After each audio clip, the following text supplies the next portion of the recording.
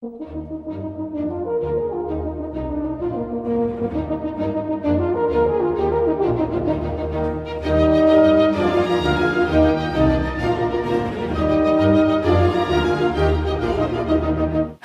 and welcome to the Reorg, where we dive into the Satoshi Nakamoto Institute archives and re-examine old ideas after years of accumulated proof of work. This is your host, Michael Goldstein, also known as Bitstein, and joining me as always is my co-host, Pierre Rochard. Pierre, how are you today? Very well, Michael. How are you? Doing good. We are continuing our journey through the S&I mempool crash course from articles written around 2013 to 2015 about our vision of what Bitcoin would do in the future. And today we are continuing on a new theme. We've got into this part here where, unsurprisingly, Bitcoin has gained substantial popularity, and there is no reason to believe it will not continue to grow. This growth is not merely a bubble. So today we are looking at an article from 2014 by Daniel Krawisz, who wrote the majority of the articles in the mempool crash course. This one was written February 1st, 2014, and it's called Why Bitcoin Will Continue to Grow. At this time, Bitcoin was about $813. So even at current prices, it's up about 10,850% since. So whether or not we were correct about why Bitcoin will continue to grow, it definitely has grown. So let's go ahead and dive in and see how we feel about this 11 years later. Yeah. The value of money is the value of a community. Currencies are unusual in that their usefulness as currencies is a result of their demand. The more deals that can potentially be made with one, the better it is. It is only indirectly because of a currency's inherent properties that it can turn into a good currency. To an alien with no interest in human culture or technology, both dollars and bitcoins would be equally worthless, even though he would be able to see that bitcoins are a superior medium of exchange. In economics, this is often called the network effect because it is the network of people using it that convinces everyone that the good has value. This can appear to lead to circular reasoning. Everyone believes it has value because everyone else believes it has value because everyone else believes it has value, and so on. It is almost like a cartoon monkey that picks itself up by the end of its own tail. However, a better physical metaphor might be the formation of crystals. A liquid can be supercooled into a state that can support crystals, but no crystals form because there are no initial crystals that the liquid particles can attach to. However, once a tiny impurity, or quote seed, is introduced into the liquid, a crystal will form around it and grow quickly until the liquid has been absorbed. By this metaphor, the supercooled liquid is the world as of a few years ago, ripe for a monetary revolution, and the seed is the initial Bitcoin purchase. The fact that Bitcoin has successfully transformed into something with value seems like a miracle. However, it was no miracle. It was the result of the dedication and faith of its community, whose members will not let go of the beautiful vision of a Bitcoin future. It might be better to use a word like crystallization to describe the formation of the initial seed of Bitcoin trading rather than a metaphor like bootstrapping, which depicts a physical paradox. Thus, when people dismiss Bitcoin as valueless and call every upward price movement a bubble, they are really missing the point. An investment in Bitcoins is an investment in the Bitcoin community. It was in late 2012 that I came to realize just how wonderfully fanatical this community was, and this was what convinced me to treat my Bitcoins not as simply an utter speculation, but as something with very real prospects. Do you have any initial reactions to that? I mean, I think that it echoes sentiments I've heard elsewhere as well, that Bitcoin has value because the Bitcoin community is fanatical and religious about Bitcoin. But I actually think this perspective is kind of half of the point, which the other half, okay, so I'll take it from the, an investment in Bitcoin is an investment in the Bitcoin community. if that were true on its own, it would be the worst investment you could possibly make. Okay. The Bitcoin community is horrible. But I think that what should be added to that is that it's underpinned by the actual software, right? Like, it's not just the community, it's the software that the community is attracted to, the protocol and the parameters of that protocol, which to me is like the consensus Schelling point, right? And so if it's like saying, like, you show up at the Schelling point, you're not showing up there because the other person showed up there, right? Just by definition of what a Schelling point is. You didn't communicate with that person that you guys would show up there. You showed up there because of the properties of that point, which make it, let's say, universally of appeal, if that makes sense.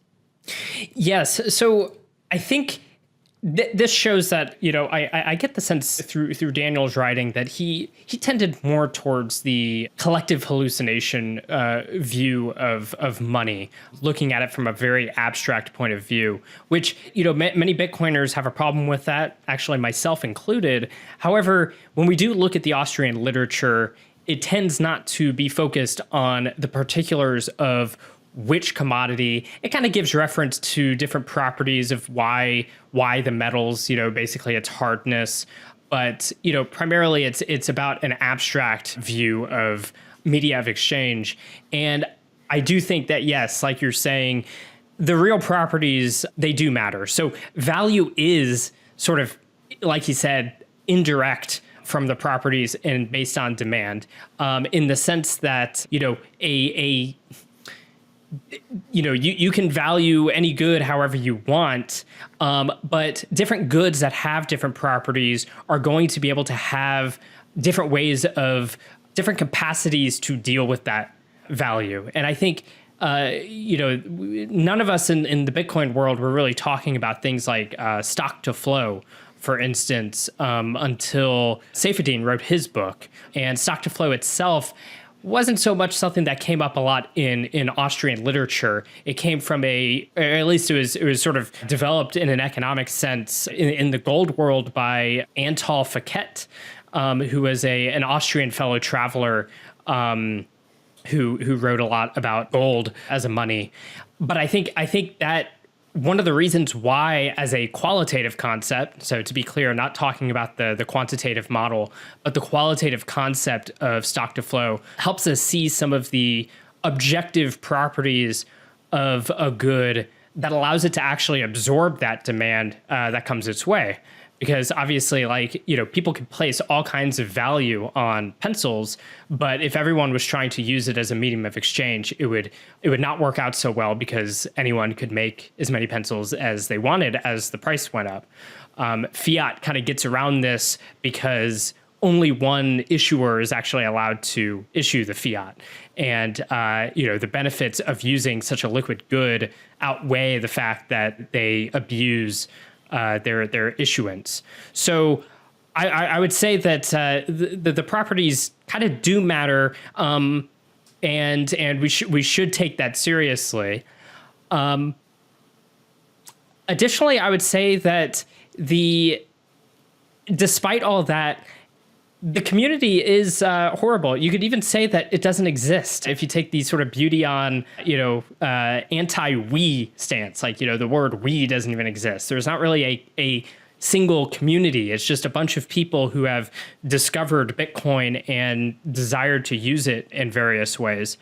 But I do think there is at least some truth to this in the sort of bootstrapping, or as he talks about it, the crystallization of Bitcoin. I do think it matters in the sense that if Satoshi had released Bitcoin into the woods with no one around to read the white paper or download the code or run the code, it would have disappeared. Just because something exists in the universe with certain properties doesn't mean that people have the knowledge and understanding to make use of that fact. They might not know it exists at all. And even if it does exist, they might not actually really understand what they're looking at. Like we talked about last time, imagining, people, talking about oil, when oil first started bubbling out of people's, the ground, they just wanted to get rid of it. They didn't even understand that it had such potential. And so I think the bootstrapping or crystallization process does matter. And when you have a certain kind of community, there's not like a cosmic law here, but they like as to how it had to have come about.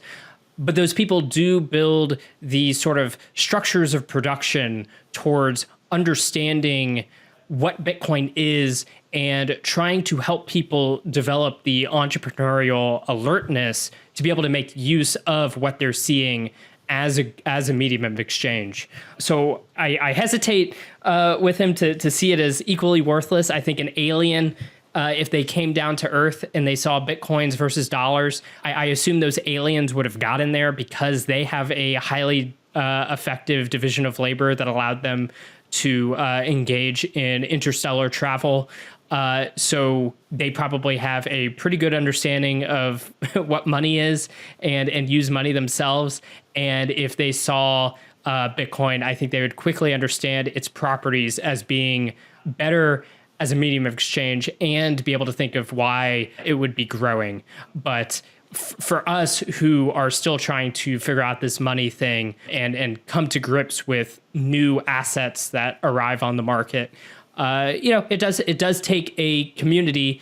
It takes people to actually develop ideas, develop understanding, take entrepreneurial risks, and actually, start doing that, and set Bitcoin along a path towards growing it to something. Yeah, I agree. And I mean, as far as humans are concerned, we're so flawed that many people who learn about Bitcoin, they come away from it and they think to themselves, this has no utility, which, is like, wow, you came to that conclusion. We looked at the same thing and you came to that conclusion. And then they go like work on Ethereum or whatever. So, it is in terms of developing that understanding, it's so multifaceted that it's interesting how that crystallizes. Yeah, and so Bitcoin does what it does on its own, but we should take seriously the need to help that understanding in the way that we see best, which of course is why we're here doing this podcast and doing the Nakamoto Institute in general is basically helping that process. And it's why you, the listener, should contribute to the Satoshi Nakamoto Institute to help advance education about Bitcoin. Indeed. All right, let's continue. The network effect for currencies. Social networks are a familiar and often cited example of the network effect. Facebook and Google Plus both have a lot of nice features, but the features that makes Facebook so much more useful is that all your friends are already on it. Thus, it is really the network that uses Facebook that makes it valuable. This example can be confusing when analogized to currencies. Facebook and Google Plus have the property that either can be used at a low opportunity cost of using another. In other words, if I am already spending some time crafting the most narcissistic Facebook status update that I can think of, there is little additional effort to posting it on Google Plus too. Both Facebook and Google support chat protocols, so there is little additional effort to using a program such as Jitsi that can run both protocols and log me into both services simultaneously. Thus, it is possible for a social network to succeed without diminishing the size of the others. It can expect to attract members without necessarily drawing them away from the others. However, for currencies, the situation is different. Owning any one currency carries a high opportunity cost of owning any other. I cannot use the same money to buy an investment in Bitcoins and in silver coins or Canadian dollars. If I want more of one, I necessarily must have less of another. If any one currency is acknowledged to be the winner over the rest, then there is no additional benefit for anyone to own other currencies. While it is possible for two social networks to coexist, the world is not big enough for two currencies. Any initial disparity between two currencies, no matter how small, positively reinforces itself, and there is no reason to expect this effect to end until one currency is driven out of existence. As the price of currency A begins to rise relative to currency B, holders of currency B begin to see that their investment is looking less and less reasonable. As more people flee currency B, its decline accelerates until it has effectively ceased to be a currency. This conclusion does not appear to be borne out by our everyday experience of different national currencies within each nation state. This is explained by the fact that these states typically have legislation such as legal tender laws and capital controls that artificially reduce the usefulness of other currencies within their respective borders. There is no jurisdiction in which Bitcoin is legally privileged, so there is no group of people required to treat it differently than any other. Thus, there is no reason to expect Bitcoin ever to be in a stable equilibrium with national currencies, the way that they are in equilibrium with one another. From these considerations, it follows that Bitcoin's future is an all or nothing proposition. If Bitcoin is good enough to compete with other currencies despite their legal privileges, then it will overtake them. If not, then it is a bubble, and eventually no one will want it but a few true believers. It might be argued that Bitcoin could retain its uses on illegal markets, but there is no reason for a drug dealer to accept Bitcoins as payment if there is no one who wants to use it as a store of value or as an investment. He must either want to keep it himself or have someone he can sell it to in order for him to use it. Thus, if Bitcoin fails as an investment, it fails as a payment system, even for purposes which it is especially adapted. First thing I'll note is you can really tell the datedness of this because Facebook and Google Plus are treated as the main social networks, and I suppose that Facebook or Meta still maintains a very large network, but it's almost, even with its size, it feels very boomerish at this point. And Google Plus by now has completely disappeared. And further, on that note, it's interesting that back then, social networks still did have some level of openness. In this regard, he refers to chat, and we see how at one point you could log into Facebook and Google Chat using. I'm actually blanking on the protocol that was used, but you could log in because it was an open chat protocol, and that is no longer the case, which makes me think that basically the social networks started to kind of understand this exact problem and wanted to create more silos to try to make it so that you can't as easily use different platforms simultaneously, as much as people do find their ways around that. Yeah, I haven't used Google Plus in a little while. I literally don't think it exists anymore. Yeah, they might have deprecated it. They do deprecate quite a few things. So, as far as this goes, I think one of the big lessons here is this is why you really should sell your shares, because basically any good that's being held on a speculative basis, that is being used to being held because of a store of value, an expectation of value staying the same or going up relative to anything else, they are all in competition with Bitcoin. It's not you can't, if you own too many shares, you are in some sense shorting Bitcoin. And this is the case with any other investment. So that does need to be taken seriously when we think about the competitive nature of not just money, but things that take on different investment value due to bad money. Yeah, and I think that it also reminds me of when the altcoiners say, hey, we've all got to work together. It's like, no, we're competing against each other, regardless of, how they feel about it. Yeah, that's typically a Mott and Bailey, right? Because, sometimes they want to say, oh, well, I don't even remember the last time they used this metaphor, but I remember it was a big one back in the day was, if Bitcoin is gold, then Litecoin is silver, and Ethereum is oil. And so they would use those metaphors. And so it's, you want a little bit of the gold so you can do the gold thing, you can have your money, but you also want the oil so that you can have, access to, the world computer and such. And that's used sometimes, but then when you get roped in, it's like, actually, Ethereum is better money. It's ultrasound money. And you should, it totally will put Bitcoin out of business.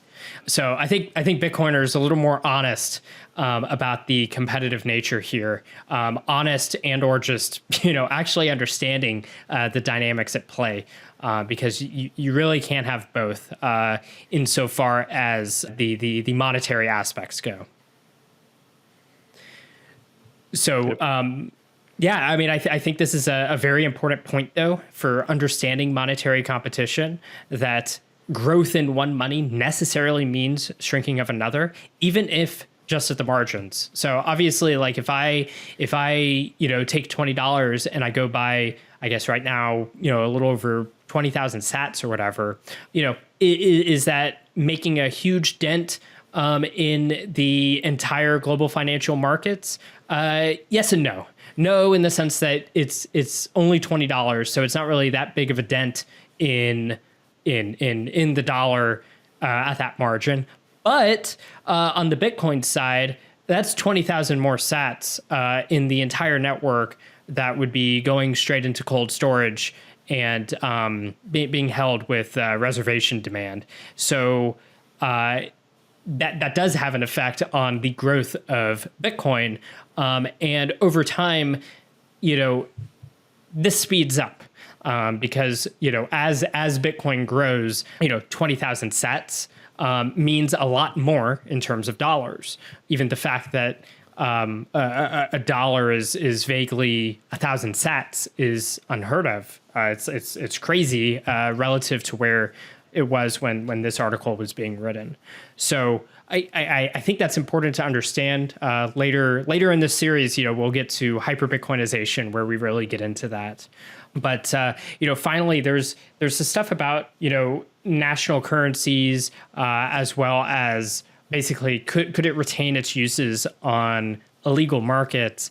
And this makes me think that one of the reasons why I think the Bitcoin as savings narrative has sort of held up strongest relative to other narratives, as much as that might displease some people, is because it's when we look at that competitive nature of a currency eating up another currency, Bitcoin as savings is the best aggregate advantage of Bitcoin on the market.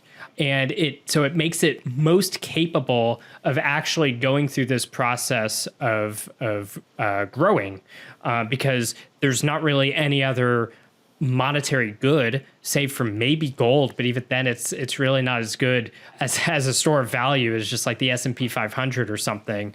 It is undoubtedly the best store of value, so to speak, that we have. And so focusing in on that is where Bitcoin can eat away best at any other country any other currency in the world. So I think it is the most pure absolute advantage that Bitcoin has. And as far as Bitcoin's advantages that exist in other things like payments, which undoubtedly Bitcoin does have. In fact, the fact that it is censorship resistant does, allow it. One, I mean, you get to save in ways that maybe, governments would not be pleased in. Perhaps they would be happier when your wealth is tied up in brokerage accounts, whereas in Bitcoin, that is only something you do by choice, but you don't have to store your equities. You don't have to store your Satoshis in a brokerage if you don't want to. And there's nothing that they can do to stop the network for you moving it into cold storage. That's very important. But as far as, other censorship resistant, being able to engage in other sorts of payments, all of those advantages are dependent on Bitcoin having developed as a sort of store of value and savings vehicle, because in order to be using it as a payment system, there has to be demand on the other side. So I think this plays into that fact of why is it that people have zeroed in on savings in so many ways. I wouldn't say zeroing in, because I think all of us do very much care about the other properties, but why it's become a dominant narrative has to do with where Bitcoin's true advantage lies. So continuing on, the meaning of Bitcoin's upward trend. All things being equal, a larger network is better than a smaller one. This puts Bitcoin at a disadvantage with respect to national currencies. One would therefore expect Bitcoin to decline relative to dollars or euros. The fact that this is not the case tells us that all things are not equal. It shows us that Bitcoin is still good enough compared to the national currencies. It can grow anyway despite their advantages over it. The network effect means that the bigger Bitcoin gets, the better its prospects. The fact that Bitcoin has grown in the immediate past is strong evidence that will continue to grow in the immediate future. And then there's a chart showing a log chart of the Bitcoin price from late 2010, so basically the beginning of the Bitcoin market, to the present time, and it is a clear upward trend on the log graph. I will note that the price source in this graph is Mt. Gox, which I don't think it was but like a month or so later that Mt. Gox imploded. Rest in peace. Yes, but Bitcoin continued to grow.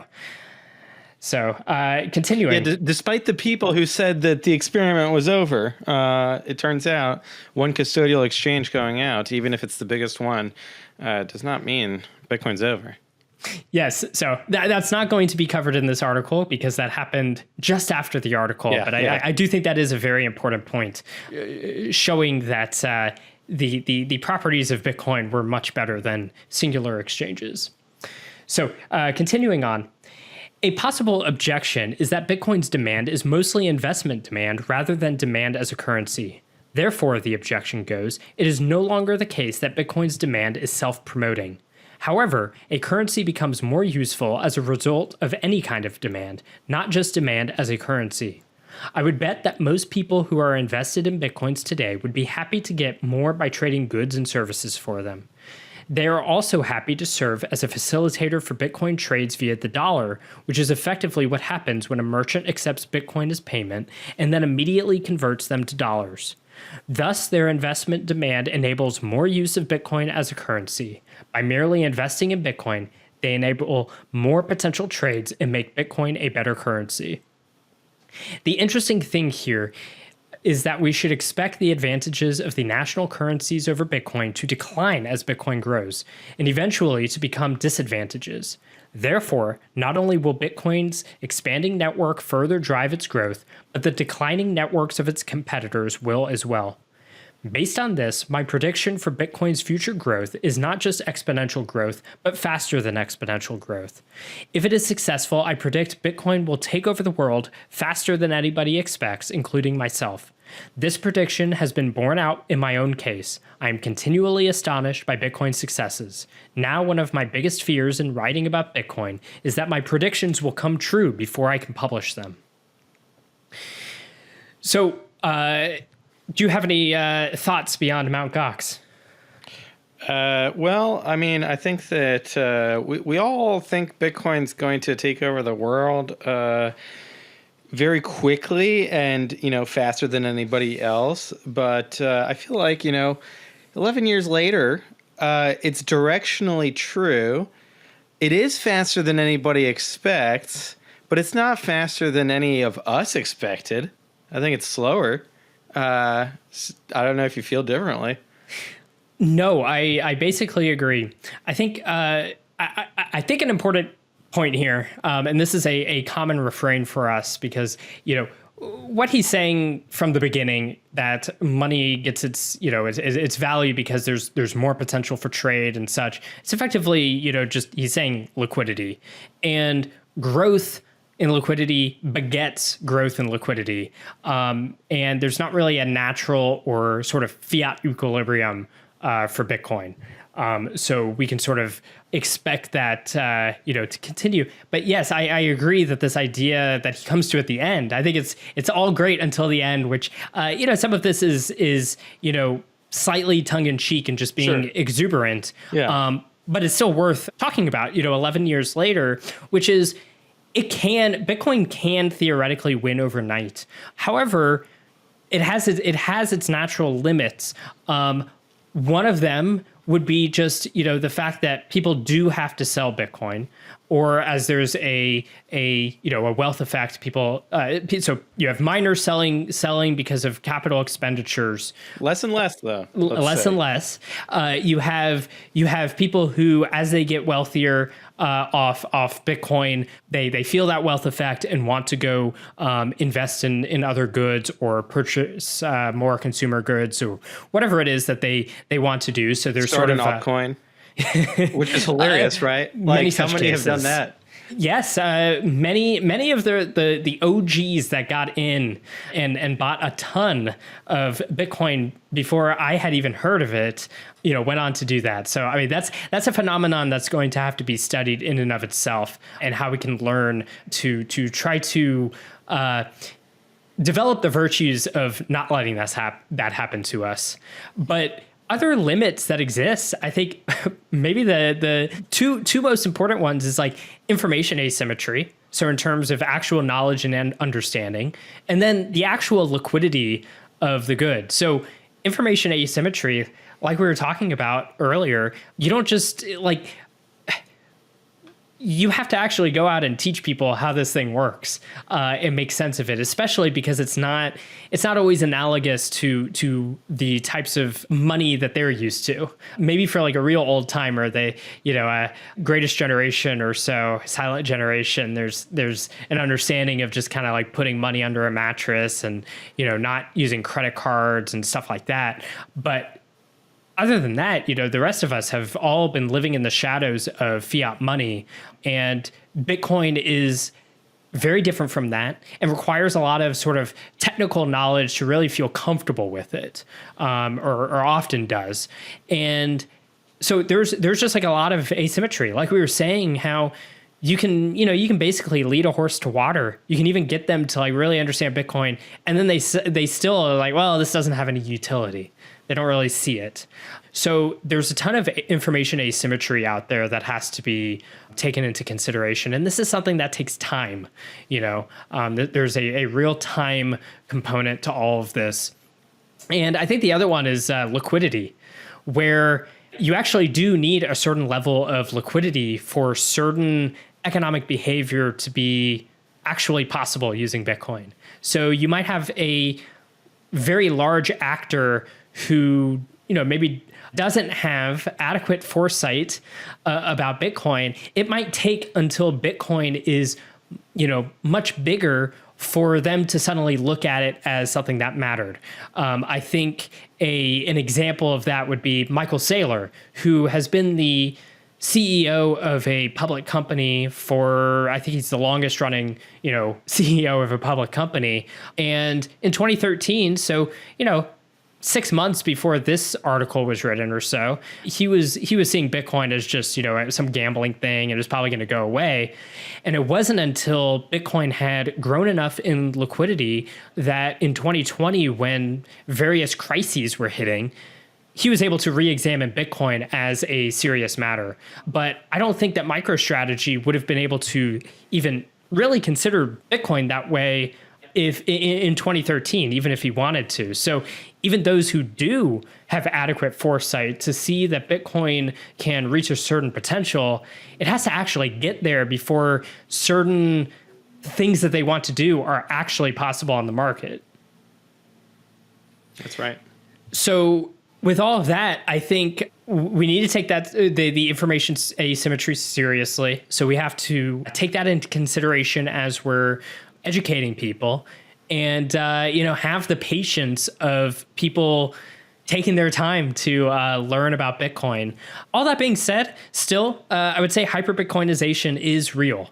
So, even right now, there's been a bit of frustration. We're in the middle of, I would say we're in the middle of a bull market, but we're having, a lull. It's a bull market that hasn't been as aggressive as bull markets in the past, and people can find a lot of frustration in that. But a lot of the frustration that people have with the pace of Bitcoin from within Bitcoin, I think is actually a reflection of how much we've adapted to how fast Bitcoin growth really is when you look at it from the outside, which is it's grown to be a currently near, but basically $2 trillion asset in 16 years. That is incredibly fast. It is an investor's dream for those who actually partook. And so it really is growing very fast, but you can also become adapted to it on the inside. And so you can sometimes forget how fast it is. So there's kind of a weird perception thing where it just depends on what lens you want to look at Bitcoin through. But in this case, on an objective level, I would say that it's wrong because so far it has not been faster than exponential growth. It's been broadly exponential, but actually slightly less than exponential in a sort of raw objective sense. But that being said, it still is growing, and there's nothing about it that signals any kind of slowdown in the long term, I mean. Yeah, and even, in the long term, like there's that suddenly moment, right, where maybe there'll be an acceleration, and this actually will come true, that almost overnight things have changed. Yes, and we've also seen, I think, over the past few years on any number of topics, situations where you have people coming to a new understanding of the world around them very rapidly. And so with that in mind, that could happen to Bitcoin too. So we could wake up tomorrow. It's just like, the right message goes out that finally makes things click for people. They've all heard about Bitcoin. They know someone who's into Bitcoin. Maybe they even have a little Bitcoin, but it just never clicked. If the right thing hits their brain, it's possible that does make it click, and suddenly, on a wide scale, and you can have that suddenly moment. So, it's sort of unpredictable, and this is why, for those who are saving, they tend to, want to stay humble and stack sats to, just not try to be, as they say, not timing the market, but having time in the market and being prepared for just whatever the long term might bring with all of the uncertainty that we face with it.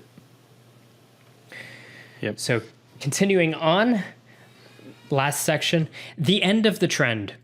Predicting a change to Bitcoin's growth requires thinking in terms of effects that are not relevant at present.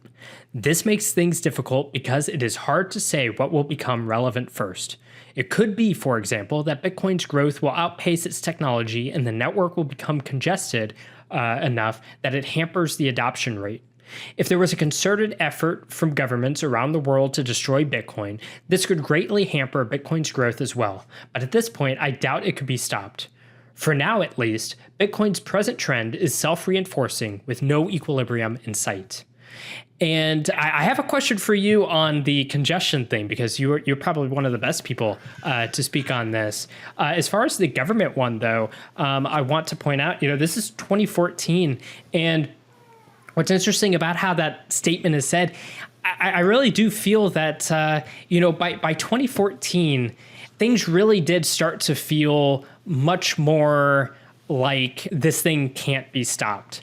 And a number of things happened. So right after this article came out, like we described, Mt. Gox imploded and Bitcoin it continued on, which kind of showed that it's like, one exchange, like in fact, the major exchange can go down and, Bitcoin takes a hit, but Bitcoin continues on. And so that makes it harder to imagine how you would block all the exits, because that would require a lot of jurisdictions working together, and so on and so forth. And another big one, a few months before this, was the seizure of the Silk Road, and what that demonstrated was that Bitcoin is not just for drugs. That was just, one thing people were, that some people out there were using Bitcoin for, but they shut that down. There was a flash crash, and it was shortly after that, I think in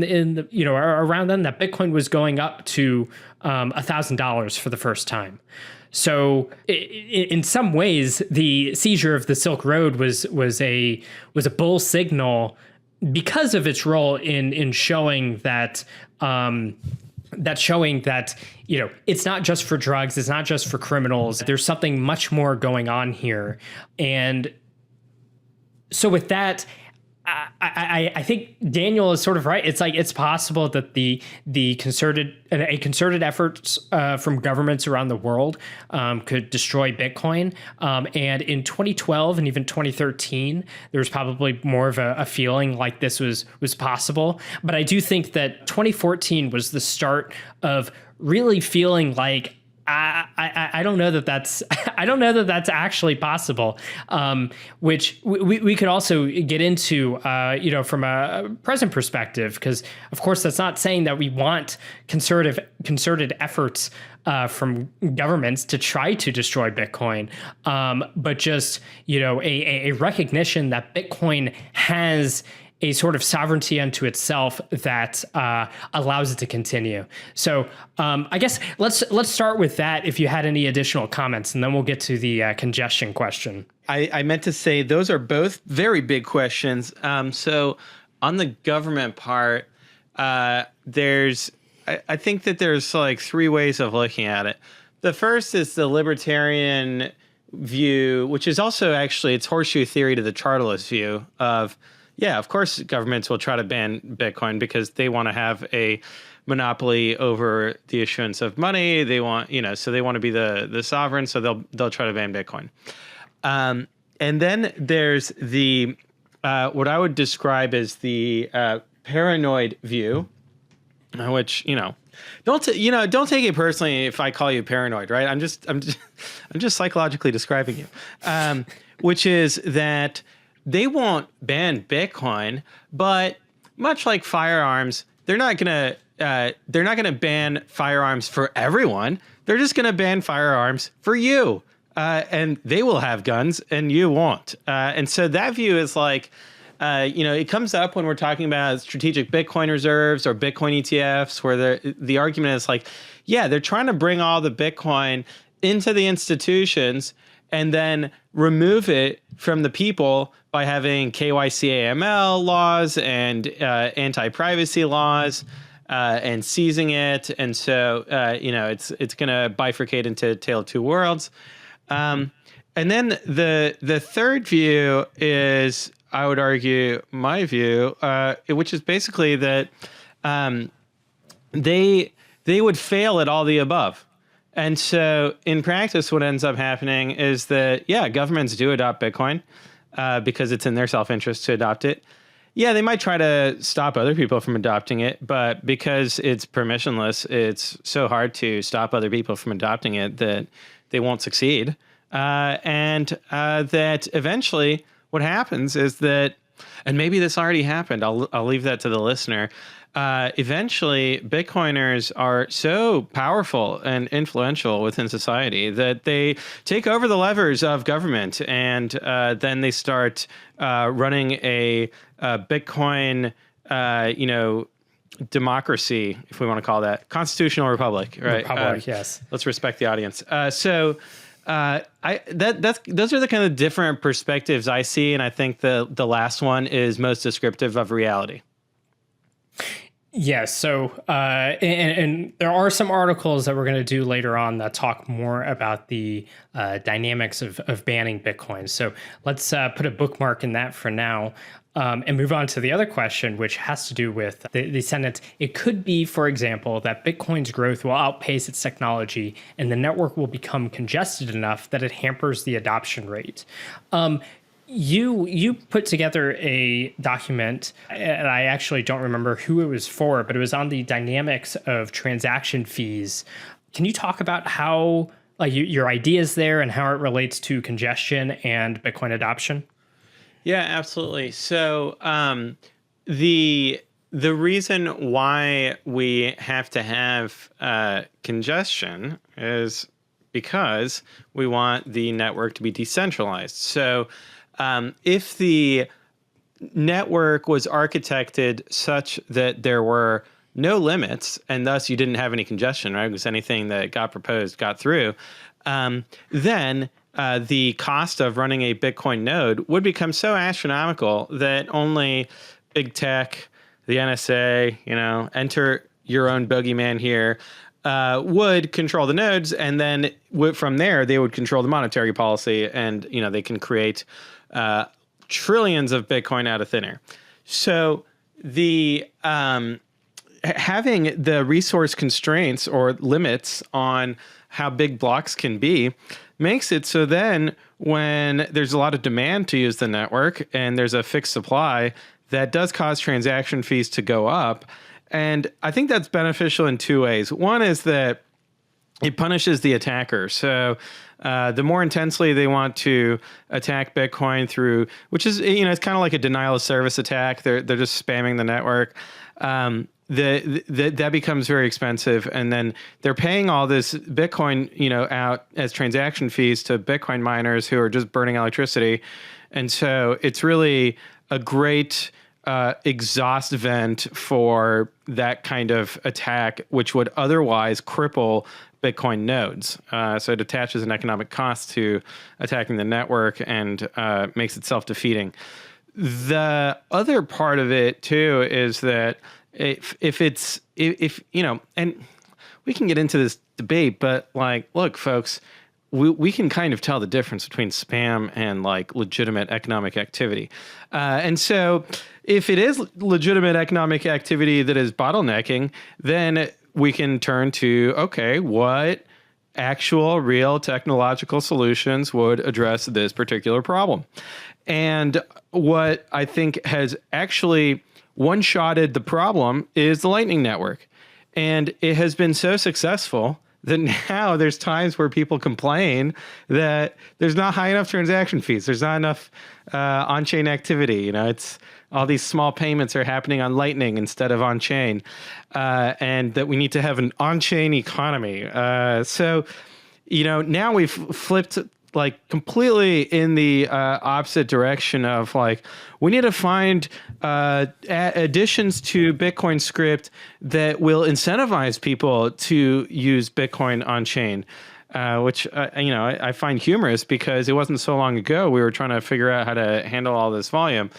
So I think Lightning has been tremendously successful in bringing volume off chain, and that was its purpose. And so now going forward, as the Bitcoin economy grows, I do expect that eventually we will have full blocks again that are filled with real economic activity that is paying the fees, and that will be a signal that we need to find more upgrades, more efficiency gains in how we use Bitcoin so that we can drive down transaction fees. And that might sound terrible to Bitcoin mining industry in general, but that's actually not who the Bitcoin network exists to serve. Right. It exists to serve the users. Sorry to break the, but that's the reality. And so given that truth, I think that there's not really a problem. Now, then people will say, well, hold on, Pierre, what if there's an attack? Because let's say we're 3 halvings later, and there's no transaction fees, and that the only Bitcoin miner is your cousin in his parents' basement with his Pentium 4 laptop. Should he be the one who is providing transaction finality for, let's say at this point, a big multi-trillion dollar monetary system? And I would argue, yes, I think he's entirely qualified to do that. And the reason is because if he messes about and starts censoring transactions, he might not like BlackRock, for example, or he doesn't like Coinbase, who does, right? And so he starts censoring their transactions. Well, what happens is that those transactions start accumulating in the mempool of each node, providing a signal that there are fee-paying transactions that are not making it into blocks, and thus an economic incentive for somebody else to start mining and to compete with your cousin and his Pentium 4. And so I see Bitcoin mining as, just as with every other part of the Bitcoin system, which is really its tremendous beauty, is that it is anti-fragile. And so that means that you don't have to concern troll about it ahead of time. Instead, you can follow economic incentives as things come up. Yes, and I think newer people, there's a lot of people who have gotten into Bitcoin since maybe 2020, and maybe they've read stuff like the block size war and such. And it's been a while since I've read that, so I don't remember what it goes into on some of the broader technical scaling stuff that was going on over the years. But you go back in time enough, and you had Satoshi dice was, I think, a majority of transactions at some point. And so it was just like literally people just sort of, it was, by some definition, it's just like kind of, spam. It was just like, all this bloat. And over time, there was actually a need for, Bitcoin transaction fees. There were times where you could back a long time ago that you could send stuff without a fee and it would still probably get in. And fees started coming up, and that no longer became profitable for that kind of activity. But of course, people can still come up with ways to gamble and play games and whatever, and pay each other out in Bitcoin. But a big example to me is with SegWit, not just with the Lightning Network, but that era of 2017, 2018, watching SegWit get adopted not just for Lightning, but because of other benefits in signature efficiency, block space efficiency, really helped make things more efficient. Although the block size was basically increased through that. But a great simple example was batch transactions. So it used to be that if someone withdrew Bitcoins from an exchange, the exchanges would send individual transactions to every single person. So if you had 1,000 people withdrawing their Bitcoin, that'd be 1,000 transactions that have to be mined. And batch transactions were not widely used.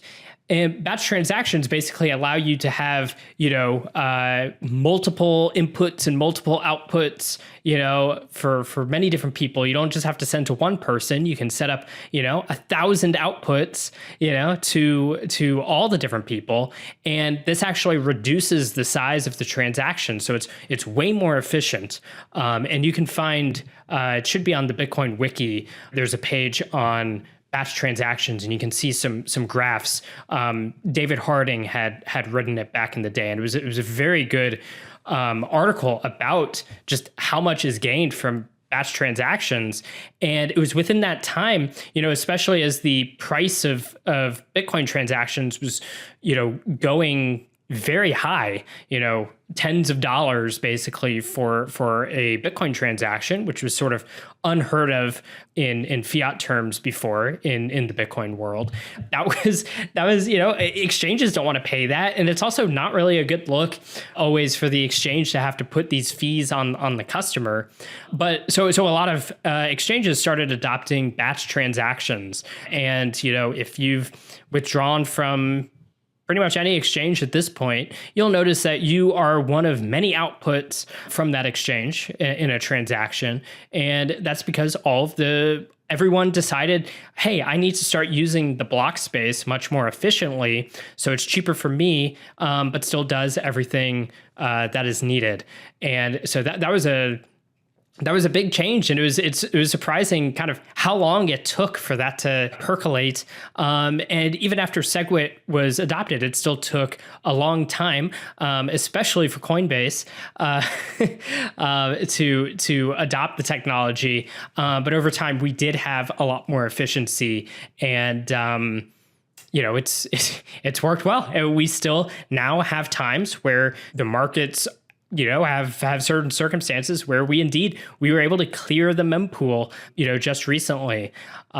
So people are always coming up with efficient ways, but I think you're right that it's something that happens sort of in the aftermath. You can plan ahead if you think what might affect the network, but it's really necessity that's the mother of invention, or at least the mother of adoption here. And so I think it really is an elegant system for Bitcoin to be dynamic like that. So yes, thank you. I agree. Sorry. Yeah, well, thank you for your very thorough explanation of that. It's an important topic, but yeah, I think our conclusion there is that we currently have very little expectation of Bitcoin's growth outpacing its technology, because Bitcoin's growth rather would spur on more technological development. Well, there's that, and I hate to break it to folks, but in the worst case scenario, the custody solutions scale, and I know that that's anathema and heretical to point out, but the reality is that despite Mt. Gox, despite FTX, there are custodians that have withstood the test of time and that people do use in tremendous number today, despite the transaction fees being very low, right? So it's not like there's a causal mechanism of, on-chain didn't scale, and so people ended up using custodians. Now, people have a wide variety of reasons to use custodians. It's generally has not been a problem in high trust societies. I understand that you probably want to self-custody if you're in a low trust society. You don't really have any other choice.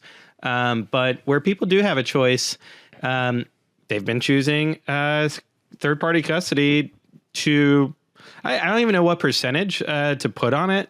I would say probably like 50-50 would be my guess, based on nothing, really. But my intuition. I don't know what you think that percentage is, Michael. I really don't know. Yeah, it's funny. People say, Bitcoin has terrible privacy. And I'm like, okay, how many Bitcoin do I have? How many Bitcoin are self-custodied? Oh, okay. Nobody knows. All right, cool. No privacy. Yeah.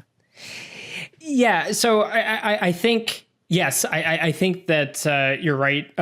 Different solutions are going to have different risks, and we can talk all about the trade-offs of those risks. But also, you do make the point that it's like and this could be a knowledge and understanding thing, that it's like an information asymmetry about those risks, and how comfortable are people really, if are there certain things that if they understood, would it actually change their mind, and they just haven't learned it yet? That's a possibility.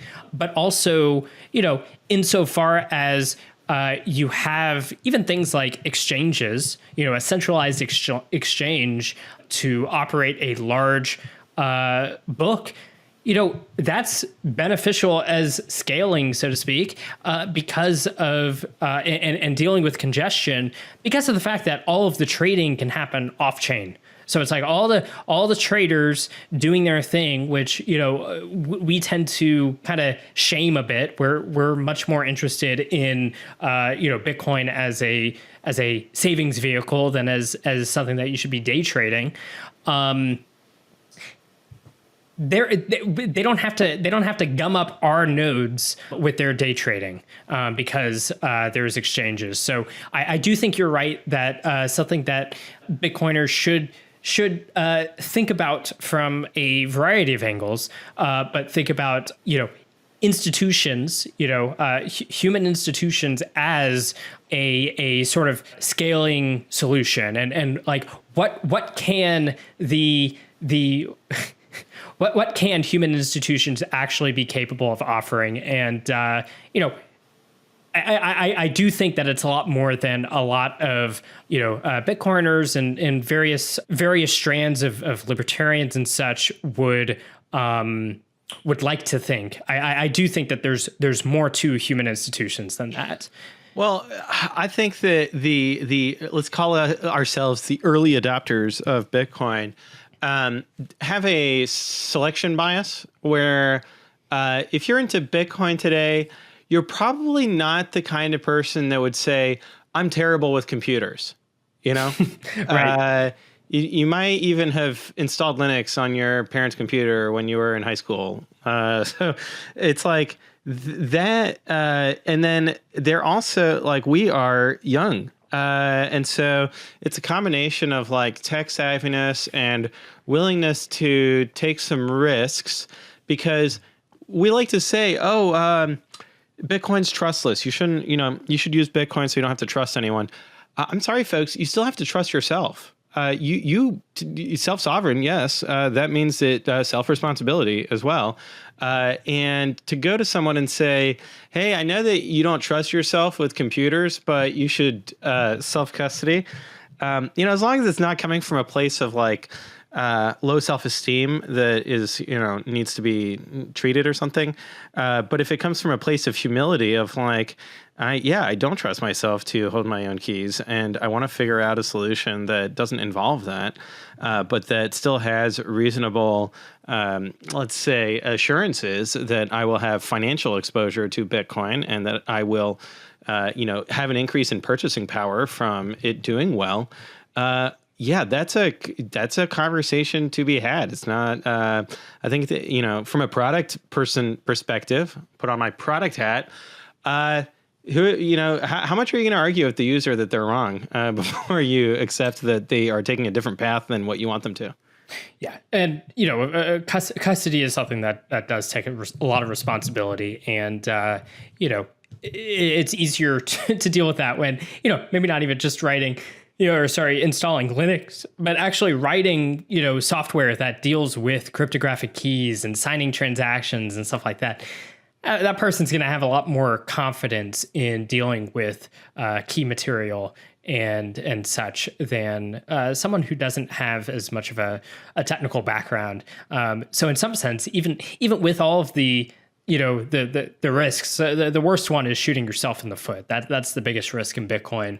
So I kind of think of the I think it's Malcolm in the Middle meme where he wants to like learn something, and his dad Bryan Cranston's looking as like it gets all dark and spooky. He's like, "Are you really sure you want to go down this? Once you start going down this, you can never turn back." And he's getting all like intense. And yeah, I want to. And he's like, oh, okay, cool. We start tomorrow. And there's a feeling with that sometimes when people are ready to think about things like self-custody is, are you truly ready for the responsibility? Because if you aren't, you're probably going to have a bad time.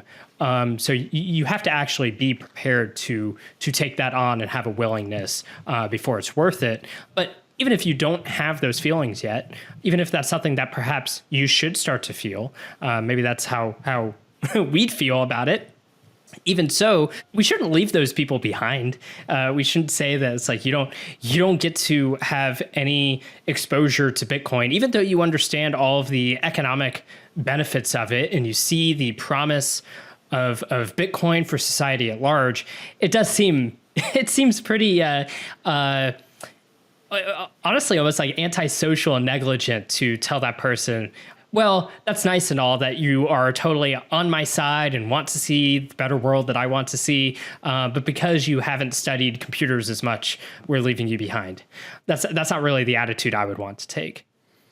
Yeah, and especially if that person's like, hey, I like Bitcoin. I think it's going to do well. Overall, I want like 3% allocation to it. And you're like, okay, so you're going to have to spend 100 hours. And it's like, no, it's okay. I'll just buy the ETF. I think it's going to do well. It's like what? Yeah, what step kind of at a conversation time. is that?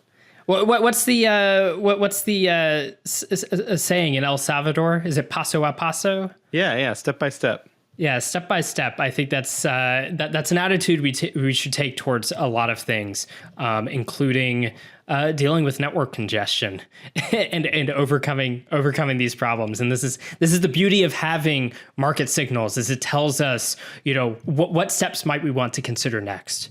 And for those of us with more foresight, then we can also make our suggestions to people about, what steps we think they ought to take. But, altogether, it comes together in a beautiful, dynamic way that doesn't depend on any one of us, but is certainly helped by all of us. Beautifully put. All right. Well, thank you for joining me today. And thank you for listening to The Reorg. This podcast is brought to you by the Satoshi Nakamoto Institute, dedicated to advancing and preserving Bitcoin knowledge. Our mission is to deepen understanding and appreciation of Bitcoin, not just for today, but for generations to come, by creating enduring educational resources and generational knowledge for generational wealth.